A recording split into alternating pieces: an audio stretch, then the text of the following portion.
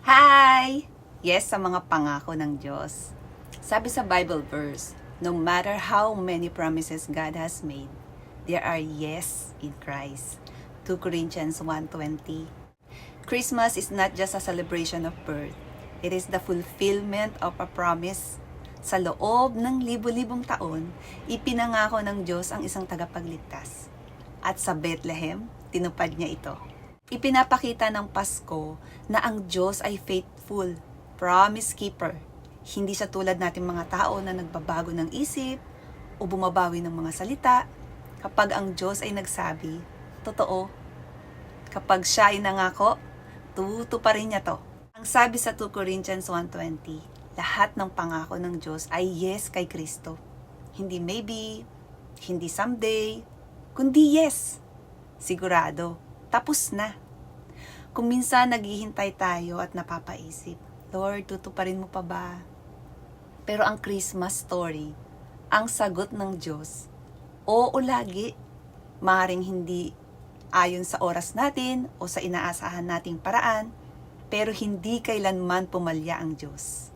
Kaya ito tandaan mo at i-apply mo to. Number 1, kumapit ka sa pangako, hindi sa takot.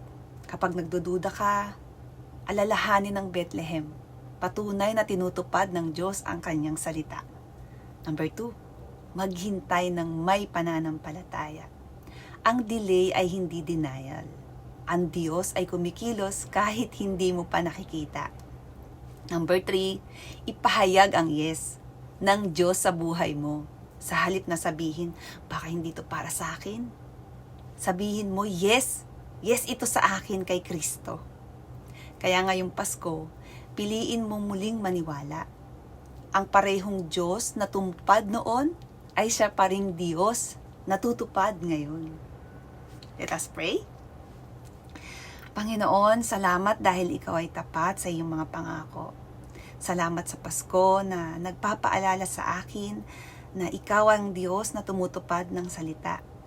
May mga pangako akong hinihintay, minsan napapagod, minsan nagdududa, pero ngayon pinipili kong magtiwala.